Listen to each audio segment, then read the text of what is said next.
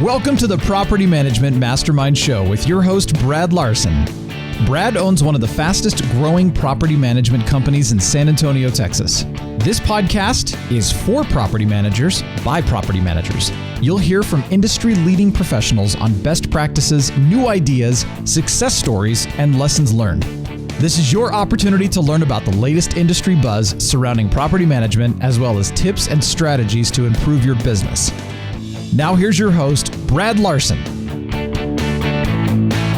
Hello, everyone, and thank you for joining us here on the Property Management Mastermind podcast.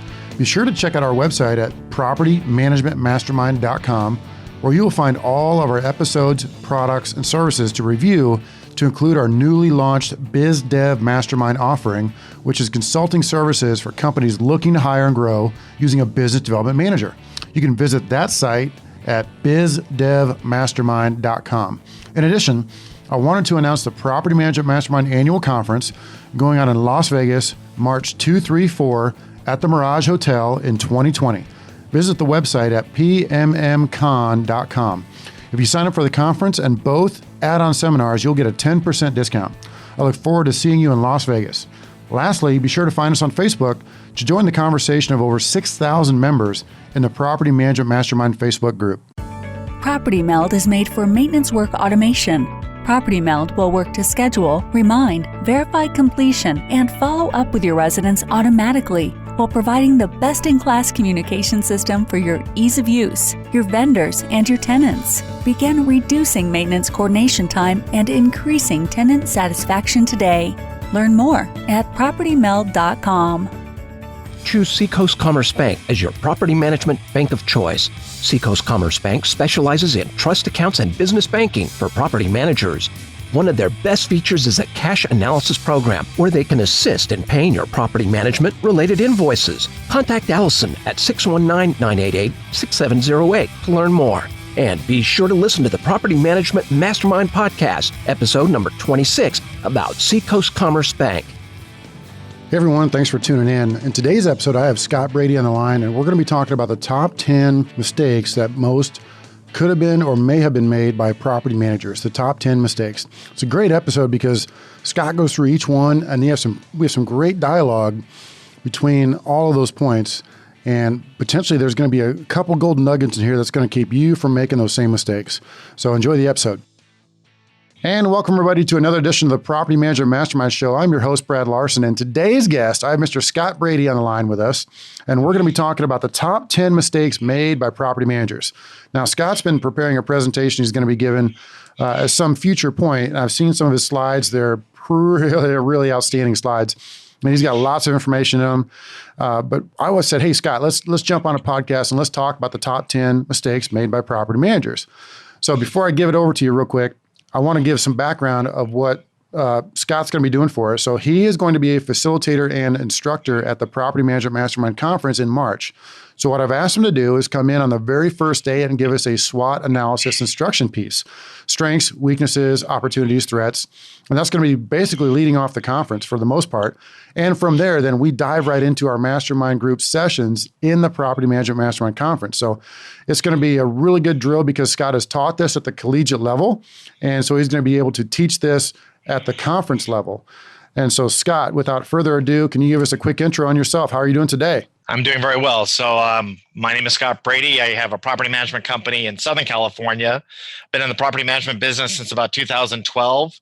We currently manage a little over 1,200 doors. Now 200 of those are association doors, which you're not fond of, but we'll talk about that a little bit.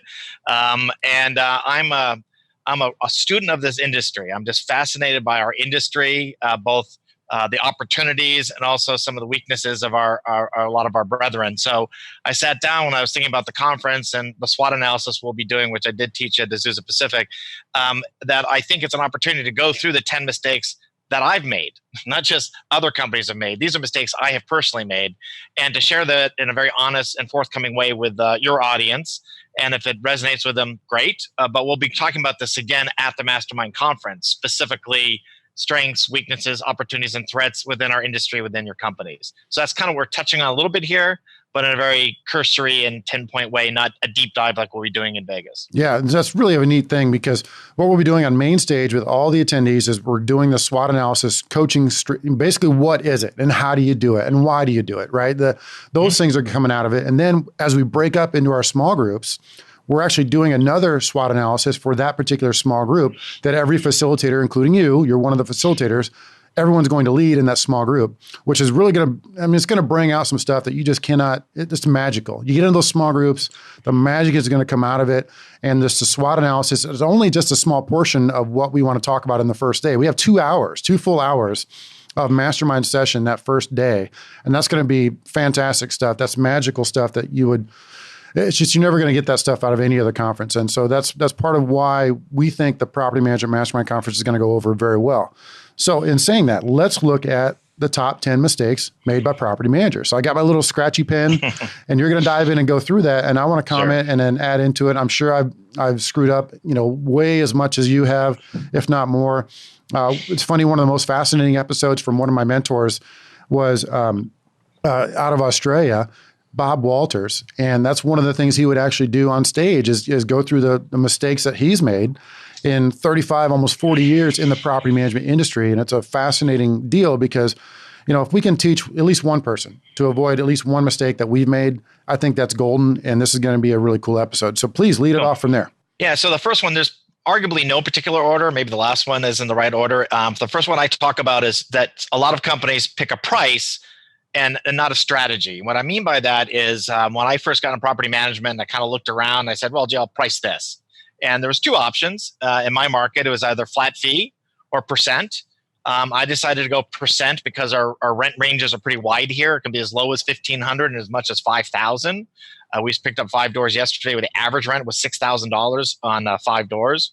Yeah, so I started that. It was great, and I kind of put in a little bit of minimums and maximums. I did variable pricing, and I realized that's how a lot of people pick their pricing. They look at the competitors and they just put their finger in the air and say, let's go with this.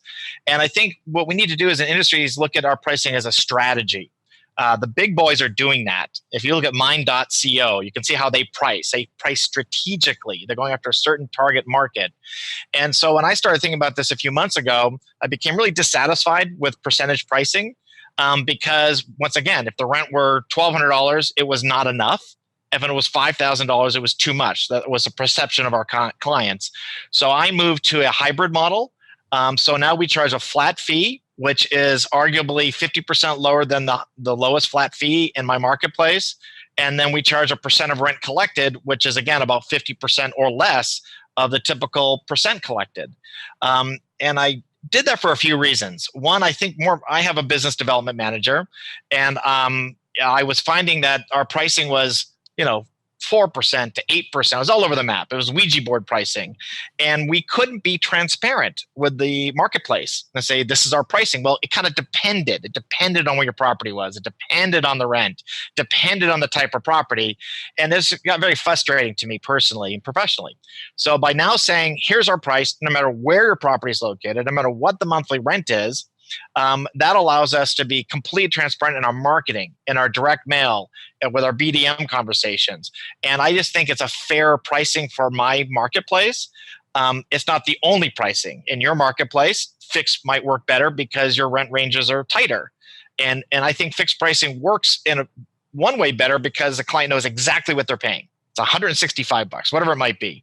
And a percent pricing also has an appeal because then if rents go up, we're on the same page. I make more money by getting a higher rent, and there's sort of that visceral appeal to an owner. So I try to have the best of both worlds, have the fixed pricing with the percent pricing to differentiate myself, to be fair to all of our clients, and to make our marketing easier to do externally. So I want to say that last bit again, so everybody understands it. So the thing that you have to hone in on the pricing model, in my firm belief, is creating a point of difference, creating a different model than your competitors, that people look at it and at least one, they need to understand it right off the bat. They look at it and they understand that figure, which I don't really like a percentage model. There's no wrong model, but a percentage model is tough for the general public to understand. What's X percent of something? Well, I don't know. Exactly. Is that X percent of the total revenue? Like in commercial, they charge X percent of the annual revenue based on the lease agreement, not the money's collected. So everything has a twist to it versus a flat fee. Like we do a flat fee 3-tiered pricing model, which is another interesting spin because we could talk tiered pricing, right? You have a flat system with a hybrid, which I really like. You and I help, kind of bounce that off of each other. And I love how you implemented it very quickly. I think that's got a lot of merit to it. I really, really do. And so I think you're going to see that a bit more come out. But there's a couple different ways of pricing it. So the top 10 mistakes to hone in on to go back to that is, first thing is just kind of maybe pricing it like everybody else, giving you no point of difference. Yeah. So other industries, they work backward to a profit margin. They say, gee, we want to have a 20% profit margin. So this needs to be, if I'm making a widget, I sell the widget for $10 because it cost me $5 to make plus my costs. And there we go. I get a $2 profit. We can't do that in our industry, particularly if you're trying to grow your business. If you're at 100 doors, how do you know what your cost is, particularly if you're growing? And so because we can't really do what other industries do and work backwards, the tendency is just to look around us. Say, well, I'll be the same as a guy down the street. Well, there's two issues with that. One is you don't know who the guy down the street is trying to appeal to. Investors, realtors, buy owners. And then you haven't differentiated yourself. So I think if you think strategically about your pricing, well, one way to do that is by bundling, saying, well, gee, here's this rate, but here's a higher rate. And we're going to talk about later about programs. This includes these programs that heal these pain points. That's a point of differentiation too, is the bundling side of it. I just encourage everybody in your audience to think about their pricing. Why are they pricing that way? Can they do it better? Is there better pricing? Can you do hybrid? Should you do fixed pricing? Maybe test them, A/B it. With direct mail or with Google ads. But sometimes we get so used to, well, this is the way we've always done it. That can be a mistake. I was talking to our friends in Oklahoma yesterday who do the master insurance. He goes, what worked 5 years ago might not work in 5 more days. You've got to be constantly innovating now because there are a lot of people coming in our industry thinking differently about how to do things.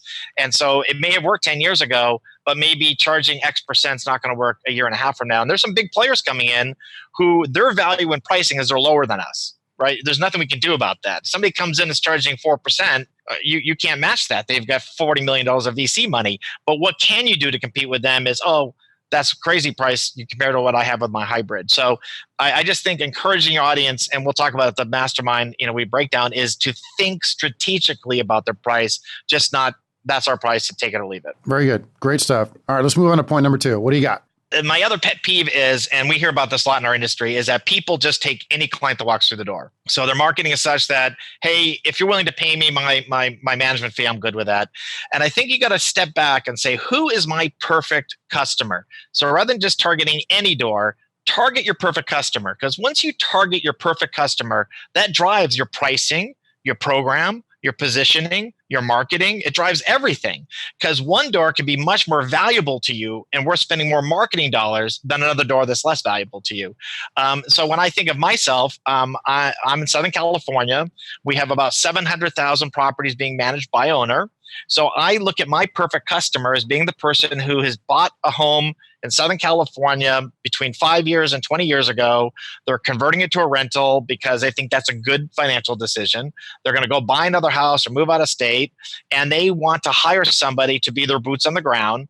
And here's the most important thing I've learned in the last 9 months, a lot of it talking to you and Todd and other people, is that my clients, they care about cash flow, but here's what they care more about: the asset.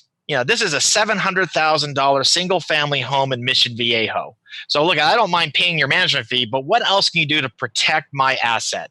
Can you give me pet protection, security deposit guarantee? Can you give me filter easy? And that's the key, is my perfect customer wants that stuff. If I'm targeting somebody who has 20 unit buildings and rent control, they don't care about that. They don't care about the asset. They care only about the cash flow. Mm-hmm. So how can I get the plumbing bill down? So by targeting, by determining this is my perfect client, that then drives my pricing, drives my marketing, drives in my company, my 4 pillars: transparency, value propositions, great customer service, and fair pricing. And once you figure out who your perfect customer is, that really drives your whole company. That drives your culture even. You hate the word culture, and so do I, but it certainly decides how you want to interact with your customer base because you know what they're expecting. So I think everybody who owns a property management company needs to sit down and visualize. BNI, I don't know do you know what BNI is? Business Networking, yes, right. International. They always say when you give a pitch in front of these other business owners, you're going to say, here's my perfect client. If you run into this person, a little old lady who's, they had to put into an elder care facility and they're turning her property into a rental, that's my perfect client, right? And if you do the same thing in our industry, it really makes, I think, decision-making easier for you on everything else you're doing. To go back to your point, the mistake was taking any client, right? That was a mistake. Correct. And I totally agree with that, because there's a few things that I want to get out that we end up doing that will also potentially kind of put this in context. Is one of the things is we have minimums. We have a minimum amount of charge, even in a 3-tier pricing, and that is a little bit more than what they may want to pay. So you take that $600 or $800 home, and the competition out there is X%, and then we have a minimum to where that doesn't make any sense for them. So it naturally steers those people away from us, because we don't want the $600 or $800 home. What we do end up getting, because of the 3-tier pricing model and its flat fee, is we get the higher end market. We get those higher end properties. So I run the numbers every 6 months, and we have been for the last 4 or 5 years, typically at least $300 to $400 higher than all of our competition out there. You name the competitor in my market in San Antonio, the homes that we manage on average is $300 to $400 higher than their homes. So, let's say it's $1,200 is the average for one of those competitors that manage homes. Ours is $1,500 to $1,600. So that's a big deal and a very good positive side effect of the 3-tier pricing model. Now, last thing on this is the biz dev walkthrough. And so taking any client can be a mistake, because if your business development team is signing them up via phone, signing them up via Zoom call like what we're doing now, and never walking the property, or at least doing a drive-by, that is a mistake, because you could end up signing an agreement that says you're going to manage the property, and then the portfolio manager or you, the property manager, go out there and say, whoa, this is a dog. And now you got to back out of that somehow. So part of our agreement is that we require the business development team to do a drive-by and or walkthrough of every property, and they countersign that in that management agreement. So when we hand it to the operational side, it's been walked or at least driven by. I mean, you can't do a walkthrough with a tenant. That's a little bit more difficult, but at least drive by the home to make sure it's there, make sure it's not on fire. You know what I mean? It's just, you got to do that before you take on just any particular client. And I can't agree with you more. Since I changed to the hybrid pricing and really determined who our perfect client is, our average rents now are running about $2,500 to $2,600. And that drives, of course, a higher base management fee. But more importantly, these are more expensive properties. In the end, in 20 years, they want that property to be hopefully mortgage free, so they have to go into elder care facility. This is what's going to pay for it. So they'd rather give up $100 a month in rent to have $100 worth of programs to protect their $800,000 house, correct? Yeah. So for me, we've seen our management income double in just 9 months by really just doing just that, by really identifying our perfect client, offering the pricing we know appeals to them, and then number 3, solving the pain points with programs. Yeah, because a lot of times, a lot of PM company owners will tell you that they're marginally profitable in their management side. But where they win, like you guys do in California, is what happens when that $800,000 home sells. Correct. There's a potential there for a huge win. All right, so skipping all this, and let's go to point 3. Point 3, and so this is a favorite of mine and yours, and we talk about it all the time. And you were part of the inspiration of this for me is solving. If you don't solve your owner pain points, you don't have value with the relationship. If you're collecting rents, doing disbursements, enforcing the contract, great, everybody can do that. But if you're actually actively solving the pain points of an owner with programs that generate revenue for you and protect their asset and make the rental experience better for the tenant, as I say all the time, that isn't charging extraneous fees. That's righteous. That's doing the right thing in our industry. And so the one I use, and there's a few, I have about 10 programs, but the one that somebody was on Facebook the other day calling the Heimlich Maneuver, the Brady Maneuver is, so you do obligo, which I don't know if it's here yet in California. I think they're getting here. But what I do is just a self-insured security deposit guarantee program. In California, we can charge 2 months rent as a security deposit. And for some reason, in the last 20 years, everybody's decided that's too much money. Tenant can't afford it. Owner shouldn't require it. So the tenant only has to come up 1 month, which is ridiculous because a lot of our tenants will say, you know what, keep the security deposit in lieu of last month's rent. What can we do? Stamp our feet up and down. We can start the eviction process. It takes 6 weeks to evict somebody in California. By the time we even got a court date, they're already gone. So I have made it clear to my owners that's not tenable. That's not good business practice. You wouldn't sell a house and require the buyer put up $1 for liquidated, as an escrow deposit, you would require 3 months. 3% of the purchase price to protect your client. Why aren't we collecting 2 months security deposit? So what I said is, tell you what, tenant, either you come up with 2 months, go to Uncle Bob and borrow it for all I care, cash advance or credit card, or I'm going to charge you between 1% and 3% of the rent, depending on your credit score. And then for that 1% to 3%, I'll guarantee the second month to the owner. So they're protected if you do any damages. But here's the best part. Once you move out, if you've had no damages to the property, I will refund half of that back to you. So you're incentivized to behave. Owner's protected against you doing the wrong thing, and we make some money from it. And what you did is created a win-win for everybody. And that's correct. And you solved an owner pain point. So the point of the third one is not solving owner pain points, but you had with just creating a preferred tenant program is what you did. So you essentially lowered the barrier of entry for the tenants to allow the homes to lease sooner, and then you get rid of all the whole security deposit mess, because that causes a lot of liability on the owner's half. If you don't refund that security deposit, perfect, where everything's crossed and T'd and all that, and that's mailed out on time, now you have the owner who is liable for potentially whatever triple damage is. You got attorney's fees for most states. If a tenant decides to sue because you forgot to send a security deposit to the right address, they might win, you may lose the property manager.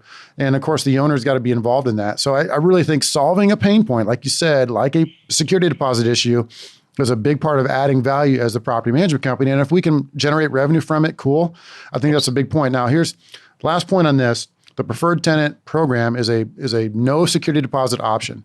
Now, we've elected to go through MyObligo to kind of reinsure us in the background. It's myobligo.com. That's a good solution. I also love your solution of self-insuring. And I also recommend both. I mean, that's really both of those two options, but you have to have some fortitude. You have to have a little jack behind you to do the self-insured. And we have that, but we wanted to also go through MyObligo to kind of see how that program is going to work. And if it doesn't work out, we'll go back to your method and go do the self-insured. But I think both of these, and the bottom line on this, in 3 years, 5 years, 10 years, this will be normal. This will be the way of doing business, is no security deposits. Yeah, and I believe in having options is a good thing, Obligo or self-insured. For example, we have both Appfolio, tenant liability insurance. I have my own insurance company, and now we're going to do a master insurance. So whatever works best. Is it a residence benefits package? We'll use master insurance. Is it just billing them through Appfolio? We'll make our $3. Is it using my insurance? Great. So giving the tenant options and not shoving one down their throat is a good thing. Just like the security deposit, guarantee. Like, come up with the money. We're happy to have 2 months security deposit sitting in our trust account because that protects our owner. And in the end, who's the owner going to blame when the tenant doesn't, pay the last month's rent and there's $3,000 of damage? You, and you deserve it. The state of California gives you a very few rights. One is they recognize the fact that you should collect 2 months rent as security deposit. And we are, I believe, neglectful. I would say negligent as an industry in California if we're not collecting those 2 months or offering a program that protects our owner from the bad deeds of a tenant. The reason is it takes 6 weeks to evict. Correct. So, I mean, basically they're putting you in a bind to where you can only collect 1 month of protection. And then their core systems are set up to where it takes 2 months to evict somebody. Correct. So yeah, it's totally backwards. I agree with you on that one. So if you implement these programs, which you've done and a lot of people are starting to do, it creates revenue, and those revenues give you resources, and those resources allow you to withstand an audit, a lawsuit, a bad employee, and allows you then to pay your employees better, to do more marketing. If you don't have the resources, I have a slide somewhere, it's on this one, is that cash is king. Moving into a recession, cash is king. And if you're not pricing properly, and you have thin margins, you're not offering programs, you're hanging on by your fingernails, you're at a competitive disadvantage against the companies that are pricing properly to the perfect client with programs. You're losing ground very quickly. Yeah, because we think when the recession hits, everyone's going to have a lot more opportunities to take on homes for management because the sales just will not happen any longer. I agree. Everyone's moving to Texas, as they say. I think we're adding 1,000 people every day in Texas. Wow. So you figure that's 365,000 every year. And maybe that's a low figure, but I've heard that. And so you think of all the people that are moving here, they're going to have to live somewhere. And so if a recession hits for sales, well, guess who's going to win? It's the property managers and the folks that have good rental properties. Yep. All right, let's move on to point 4, if you could. Yeah, point four is I've been really obsessed on this the last few months. Is I'll use my marketplace. So number four is not taking advantage of the local real estate community. So in Southern California, my marketplace, you probably won't even believe this, we have approximately 50,000 realtors, 50,000 people paying $1,000 a year to be able to sell homes. And of course, half of them don't sell a single home in a year. So of the 50,000, the numbers would say about 5% do property management on their own properties, friends, whatever. So let's say out of 50,000, let's say 2,500 are doing property management. That means 47,500 need somebody to refer to a client to a property management company. And if the least expensive thing you can do is go after your brethren and say, I understand your plight. If you refer to a bad company, you're going to look bad. If you refer to a good company and they steal your client, that's money out of your pocket. How about you refer it to me? I will pay you good American money. And then when they want to go to sell, I will give you that client back guaranteed. Matter of fact, it's in the contract. Think of how much business you could generate as these people bump into their 300 people in their network and they now have a property management company. We do two things. So for the 2,500 that do property management, we go to them and I do seminars, how to get off the real estate income roller coaster. And we go to them and say, tell you what, you don't do this well, realtor. You just don't. And your broker probably doesn't even know you do it. You're doing it illegally probably on top of things. Because in Southern California, a lot of brokerages won't touch property management. So we say, come join us. I'll put you on a split. We had a gal, she's joining us on Friday. She's bringing over 20 doors that she's managing right now. And then we'll help you get to 30 doors or 40 doors. And oh, by the way, you can sell with us as well. Well, you can do both. So I both target agents that do property management, but I suggest everybody in your audience target agents that don't do property management or can't do property management, because as this market turns, they're going to need good property management companies to refer their clients to. Totally agree with that. No, let's to parlay on that. Not taking advantage of a realtor program is a huge mistake. So basically not having any sort of formalized realtor referral program. And I'm talking good ones. I mean, the ones where you say, yeah, I'll give you $100. That's BS. And don't believe the BS either of what came out on a conference or two ago of some guy talking about you don't need to pay people for referrals. I think that's completely hokey. I think that's wishful thinking. I think if you have any anecdotal evidence on that, it's all just smoke and mirrors. People want to get paid. Okay, that's just, why would you not do that? So what part to kind of slip in a plug for what we're doing is the Property Manager Mastermind is creating a one-day business development seminar. Our first one's going to be in January in Atlanta. And we're pricing it at $555 per ticket to attend a one-day seminar because that's our realtor referral program referral fee. So a big part of that business development seminar that you're going to be a part of, Scott, you're speaking there, is teaching people what is the right way to do all these different programs to get that realtor referral community coming.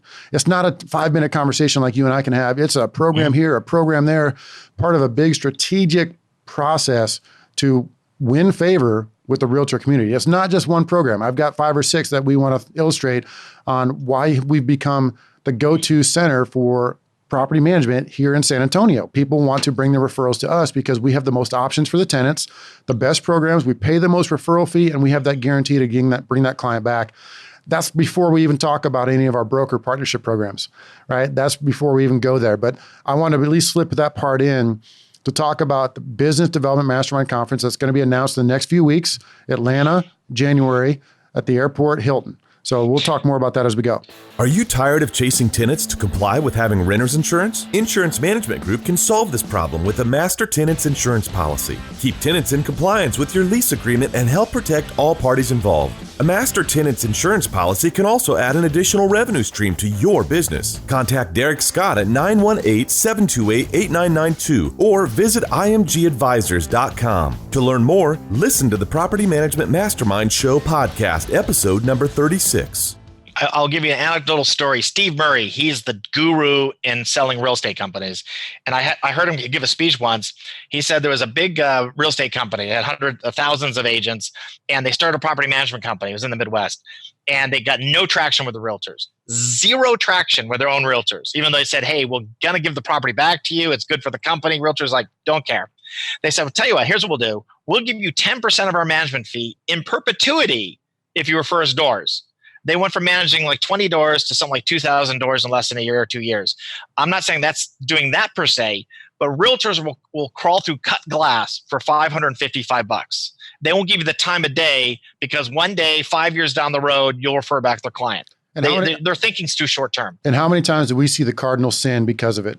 Because there are other companies out there, big names, that offer them just a tidbit. Here's a little, pat on the back. That's their own company. Yeah. So the cardinal sin of property management is when you get a referral from a company from a realtor inside of a company that has property management. When you start getting those, you'll start to see, oh, maybe I'm onto something. Maybe giving them nothing is not going to work. So big advantage there. We're going to be teaching on that.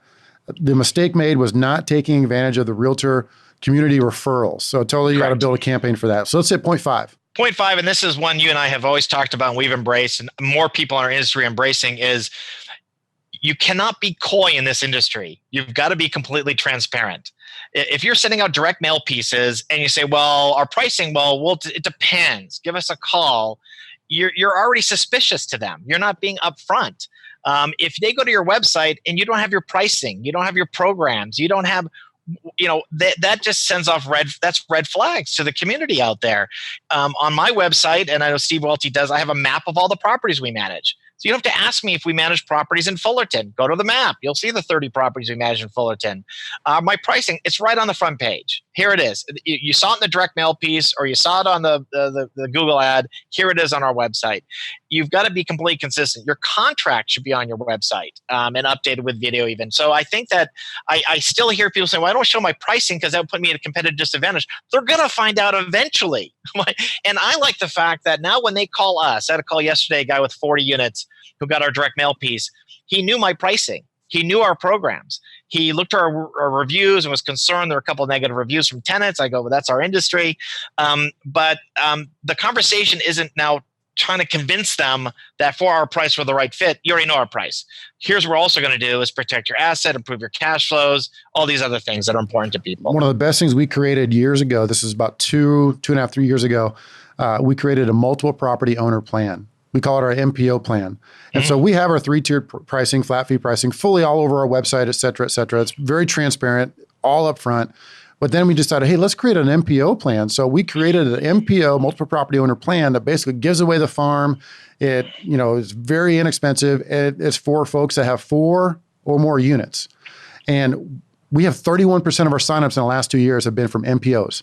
31% of our signups have been from MPOs. So if you don't think that program is valuable, or if you think you should discount it and throw it away, look again, because that's almost a third of our signups, because the people with 3, 4, 10 units, they come to us because of that.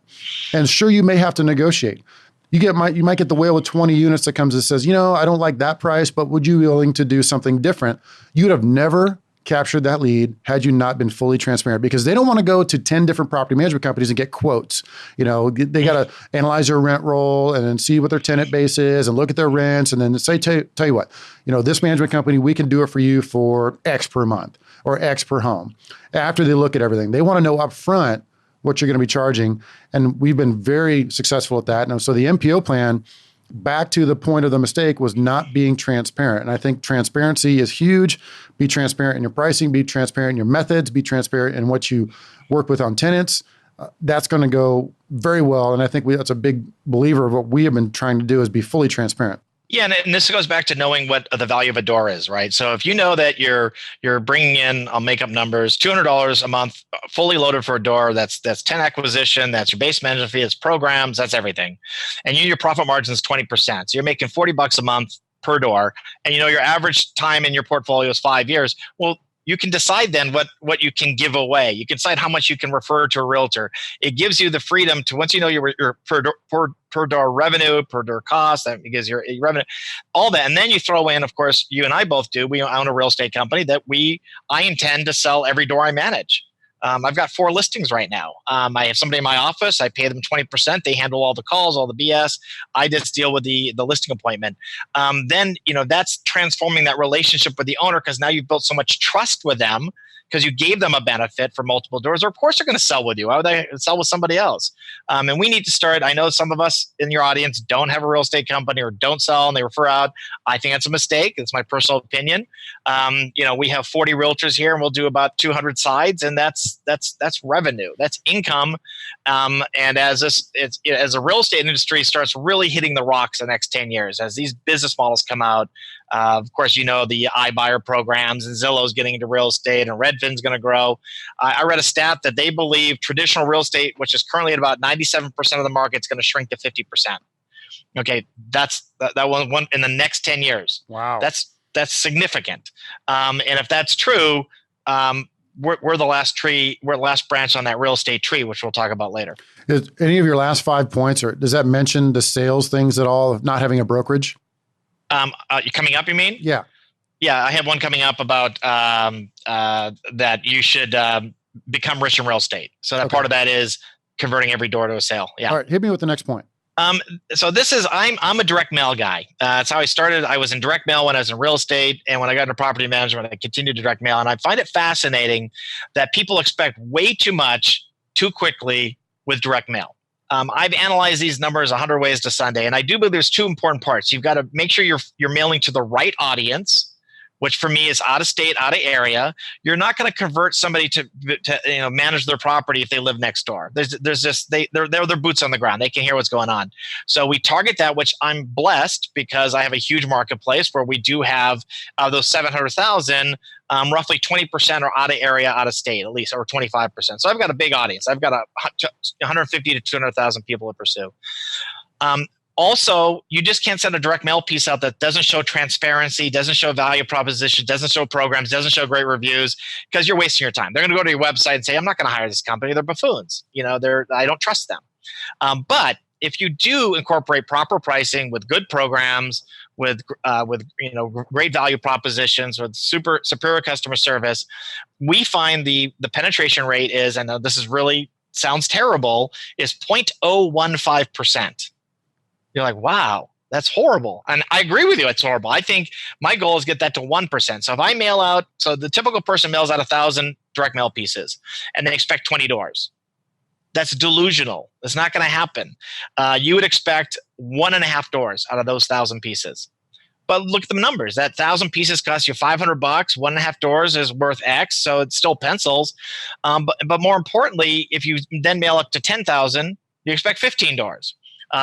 So direct mail, and the other thing about direct mail, people get frustrated. They think they're going to mail it out in September and get the doors in September, October. Doesn't work that way.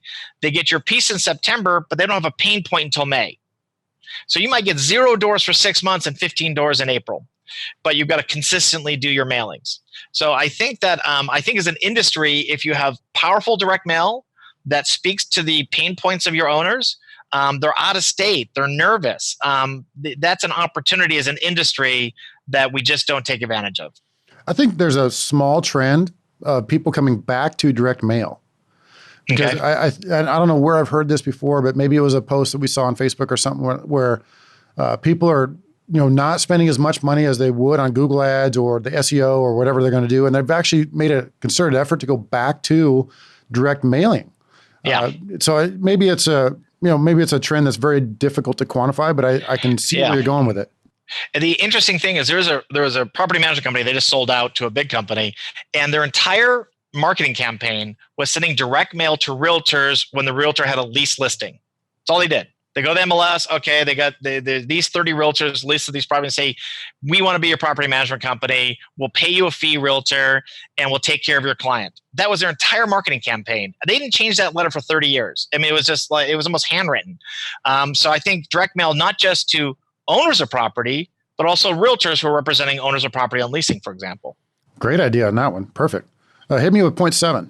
0.7, and I'm probably very aggressive in this one, but I think the biggest risk you can take right now in this industry is taking no risks at all. Does everything I do work? No. I started a reduced cost real estate company, failed horribly. We've done programs that have not had traction. But I think you need to take the risk, because for every 2 or 3 risks, you'll get a winner out of it. So I have an example that I've talked to you about. I just started. So in my marketplace, when we have a lease listing, we'll get 30 leads, 30 applicants from Zumper, Zillow, HotPads, of course, MLS, all that stuff, Realtor.com. And we started about a year ago capturing that information. And then we use a VA, and then we vet them and say, why do you want to rent? Maybe it's time to buy. And so far, the numbers would say 1 out of 30 wants to get pre-qualified, 1 out of 100 becomes a buyer for us. When you think we have, 1,000, 1,200 doors, 1,000 residential doors, we probably have 300 leases a year. So we're getting almost 10,000 leads a year. That's an amazing number of leads. So think how many buyers that turned into. So that was great. But we said, but wait a minute, what about the other 29? We just treat them like redheaded stepchildren. You're a tenant. Well, screw you, go off. We don't need you. Well, how about we convert? We monetize. We're trying to monetize every tenant we come in contact with now. We say, hey, tenant, you're losing out on properties because you're not prepared. You don't have an adequate application. So let us help you. Let's get it. Give you some tenant help, put your package together, give you a tenant score. And the last piece is, and we'll even guarantee you to any owner out there based on your credit score. So you pay me $100, I'll guarantee to the owner up to $1,000 that you're going to behave as agreed. And if you don't, I'll write a check to the owner for $1,000. The key part of this is, we think it will be a money generator. Nobody's out there doing this. Nobody's doing tenant placement or tenant help. Nobody cares. But more importantly, now my goal is to have a database of 500 tenants. I know where they're renting, how much they're renting for, when the lease expires. I can use that as a farm for my own properties.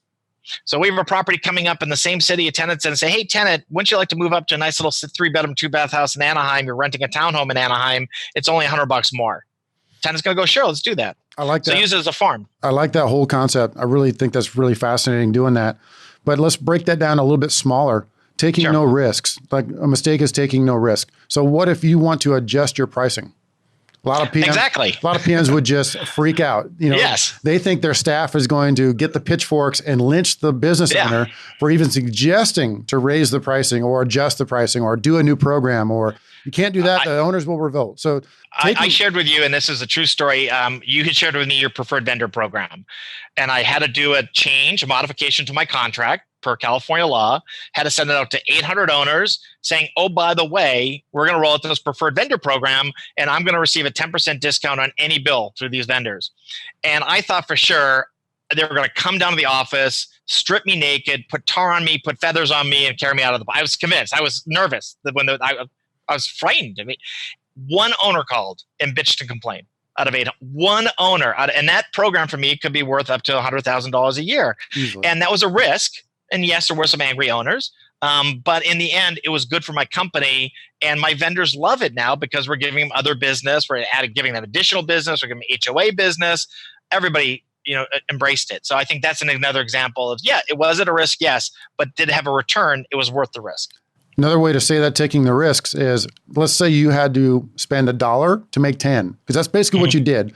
In theory, you might have lost $1 from that one owner, and you might have had a hard conversation that might have caused you a little bit of stress. Okay, big deal. And eventually the owner left 2 years later for whatever reason. So you lost $1, but you made 100, in that scenario. And so it was a big win for you. And that's the point of taking some risk. You got to be able to, Darren Hunter and Dennis Youssef, they're big on this whole campaign of going to your owners, going to your tenants and helping them understand that you have to do this as a business. You have to be profitable. Correct. The whole thing. So it's a fascinating thing where people sit on the sideline and say, oh, we can't do that. Can't do that. Another one, big great example would be the resident benefits package. Everybody talks about it. They're afraid to call a tenant and say, hey, it's going to be $50. Oh, they're going to revolt. You're like, no, you tell the owner, this is the cost of doing business. This is going to protect your asset with liability insurance, with Filter Easy, with these other programs, carpet cleaning annually, complete clean, whatever you put in there. And there's zero, tenants put up a little fight, but if the owner says, I'm requiring that, tenant doesn't have a leg to stand on. Exactly. End of story. Yeah. Yep. Hit me with point 8. Point 8. So this was I guess an epiphany, if you want to call it that, I got from the PM Grow conference that Jordan Muela and Alex did. I think it was February. I could be wrong. In Austin. And there was a speaker who said more or less that you've got to get out of the business and work on the business. And I was shocked in the room. Now, these are some big property management companies, like thousands of doors. But the vast majority of the owners in there worked maybe 10 to 20 hours in the business or less. And they spent the rest of the time working on the business.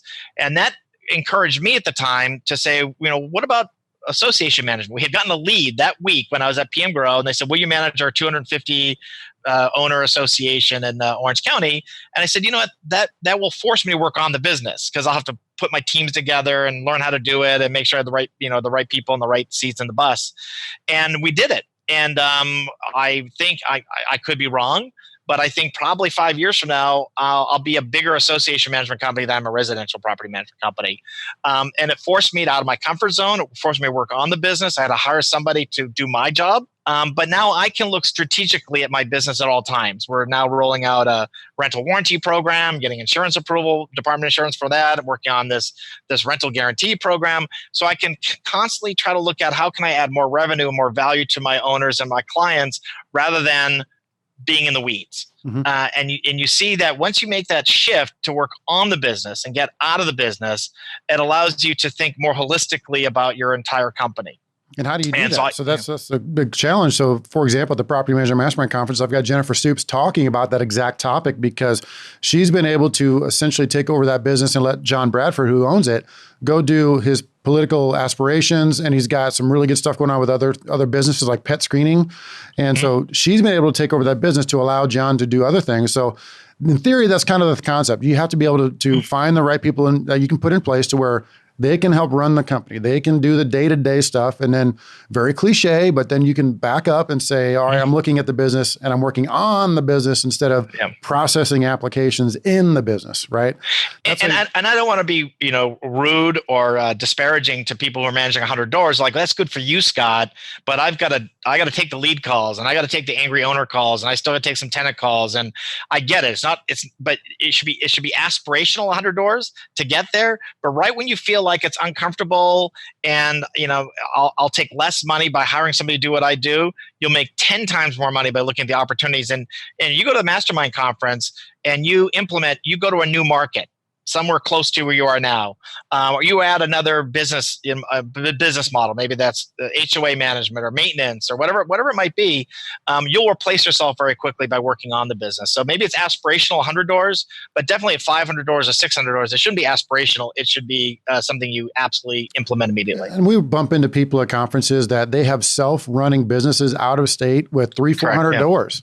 It doesn't have to be 3,000. It can be a couple hundred, 300, 400 doors. And then you hit that sweet spot, right? That we talked about this, pulling back the curtain was, where's the sweet spot in owning a company? Well, when you start to replace yourself, basically to where it allows you to work on bigger ideas that will create more revenue for your company and create more opportunities for your team. That's really what your end goal should be as an entrepreneur, because you started a management company. You are by default an entrepreneur, whether you like it or not, or will admit to it or not. So you have to go out and create other different programs or other different ideas to grow the concepts. So I really like that not getting out of there. Okay, cool. And that really slides into number 9. And number 9 is, to me, it's the one thing it's the biggest fault of our industry is that we help a lot of other people get rich, but we neglect to get rich ourselves. So I will help a client buy a 12 unit building in La Habra, and I take it from 1.5 to 2 million. I just made $500,000 for him. God bless him. But I didn't get any piece of that. I mean, I got the management fee income. So once you start working, I think on the business. So, we have investors. I've got 800 owners who own rental properties. They're comfortable in the rental property world. They know what a return is. They know what they're trying to maximize a return. So not only do you want to sell every property you manage, should that happen, and that should be the first thing you do to get rich in this industry, is to be. I just did a piece. I'm sending out to every single owner, company update, legal update, and oh, by the way, we're doing syndications now. And in my syndication, we're going to own 15%. So my general partner is me, and I'm Carpe Diem, and we'll own 10%, but my management company will own 5%, and we'll charge no management fee for that 5%. But that's going to be for my employees. So we're all going to profit share with that 5%. The investors come in with the balance of the money, all the money. And if it's $1 million property, they each put in $100,000. They own 8.5%. More complicated than this, but you get the idea. And then there's very, very, tangible triggers, right? We're refinanced within the first year, refinance or sell within 5 years. But it's a way for us to, walk alongside our investors. And if I put in 10% plus already have 15%, I have a 25% control of $1 million building, right? For $100,000. I think we as an industry, we know where the opportunities are. We know how to bring rents up. We know how to improve a property at a fair cost. Why aren't we getting rich in this industry? I will say, you and I have met people who've done it right. I have somebody here close to me. He doesn't have a big property manager, manages 3,000 doors, doesn't have a website, doesn't have a Yelp site, manages 3,000 doors. And what he does is in all of his contracts with these syndications he's done, if a partner wants out, he buys them out at a discount. Uncle Rob dies, guess what? We're not giving you 15 times gross rent multiplier. You're getting 10 times gross rent multiplier. He has first right of refusal on that buyout. He now owns anywhere between 10 to 50% about 30 different buildings. Okay, that's how you get rich. Let's put this in a real tactical level for everybody out there that's listening. I challenge you to look at buying at least one property per year. And so you should be able to position yourself to where an owner says they want to sell, you should be pulling out a contract and buying that property directly from that owner. And so I'm not saying that I'm the perfect guy. I don't buy 1,000 properties a year, but dang it, we need to be doing more of it. And that's what we're positioning ourselves to once the market starts to cool down, because it's a little bit more challenging in a hot market. A lot of our owners would just say, heck with it, put it on the open market and end up selling for list price. There's no reason to buy. We can just sit on the sideline and wait for a little bit. Once those prices start to come down and those owners, hey, I want to sell. Great. Well, let's talk turkey. You could do this on the open market, or we can buy it for a little bit less right now, no commissions, sign it over to us. We'll buy it, done. And that's where you start to create assets. Quoting Tim Melton, use the business of property management to allow you to create and buy assets.